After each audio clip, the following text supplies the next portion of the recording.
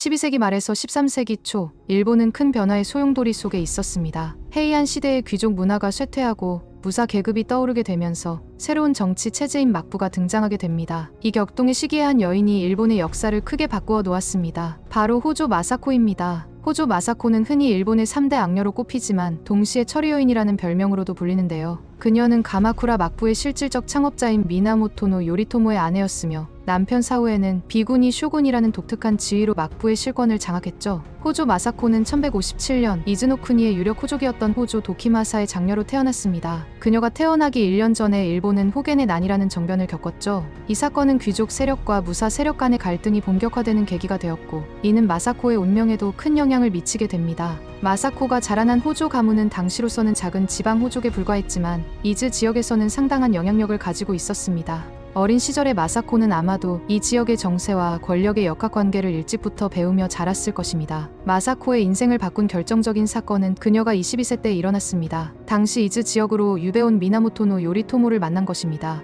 요리토모는 헤이지의 난 때 패배한 미나모토 가문의 후계자로 다이라 가문에 의해 이즈로 유배된 상태였습니다. 마사코의 아버지 도키마사는 요리토모의 감시역을 맡고 있었죠. 그러나 마사코는 요리토모를 처음 본 순간 이 남자다 라고 생각했다고 합니다. 당시 여성으로서는 상상하기 힘든 대담함으로 마사코는 요리토모에게 적극적으로 접근했죠. 그렇게 마사코는 요리토모와 은밀히 사랑을 나누게 되었고 첫째 딸 오이메를 낳았습니다. 이 사실을 안 도키마사는 다이라 가문의 보복이 두려워 마사코를 다른 집안과 혼인시키려 했지만 마사코는 한밤중에 몰래 도망쳐 요리토모가 있는 절로 가버렸죠. 결국 도키마사는 두 사람의 결혼을 허락할 수밖에 없었습니다. 이 결혼은 단순한 연애 결혼이 아니었는데요. 마사코는 요리토모의 재기를 위해 호조 가문의 군사력과 재력을 동원했고, 이는 요리토모가 후에 막부를 세우는데 결정적인 역할을 하게 됩니다. 1180년 마사코의 남편 요리토모는 다이라 가문 타도를 위한 거병을 시작합니다. 이때 호조 가문은 군사와 물자를 아낌없이 지원했고, 이는 요리토모의 세력 확장에 큰 도움이 되었죠. 요리토모는 여러 전투에서 승리를 거두며 세력을 확장해 나갔고 1192년에는 조정으로부터 세이타이 쇼군의 지위를 받아 명실상부한 일본의 최고 권력자가 되었습니다. 이로써 가마쿠라 막부가 공식적으로 수립되었고 마사코는 미다이도코로라는 칭호를 받아 막부의 정실 부인이 됩니다. 하지만 마사코의 역할은 단순한 쇼군의 아내에 그치지 않았습니다. 그녀는 뛰어난 정치적 감각과 판단력으로 요리토모를 보좌하며 막부의 정책 결정에 큰 영향을 끼쳤죠. 1199년 1월 요리토모가 갑작스럽게 사망하면서 마사코의 삶은 큰 전환점을 맞게 됩니다. 당시 장남 요리에는 겨우 17세에 불과했고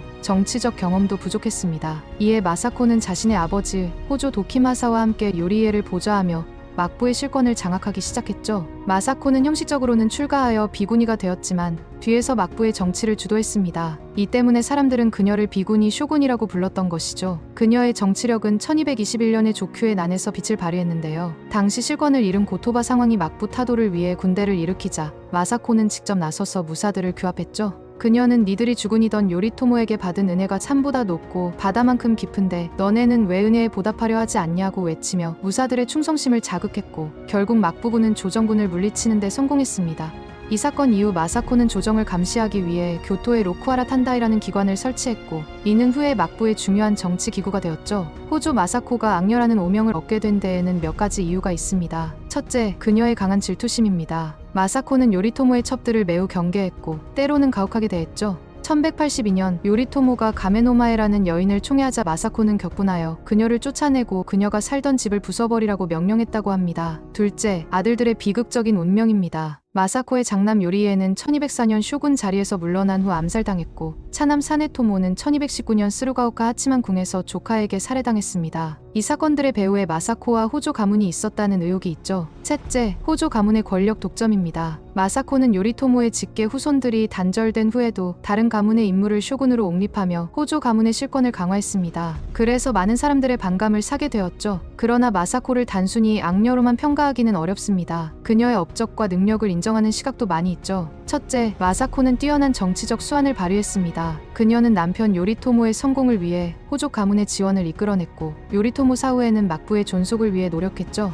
둘째, 그녀는 당시 여성으로서는 상상하기 힘든 정치적 영향력을 행사했습니다. 비구니 쇼군이라는 독특한 지위로 막부의 실권을 장악한 것은 일본 역사상 유례가 없는 일이었죠. 셋째, 마사코는 가마쿠라 막부의 기틀을 다지는데 큰 역할을 했습니다. 특히 조큐의 난을 진압하고 로쿠하라 탄다이를 설치한 것은 권력을 전국적으로 확대하는 계기가 되었죠. 지금까지 일본 3대 악녀와 여걸 사이에 평가가 왔다 갔다 하는 호조 마사코에 대한 이야기였습니다.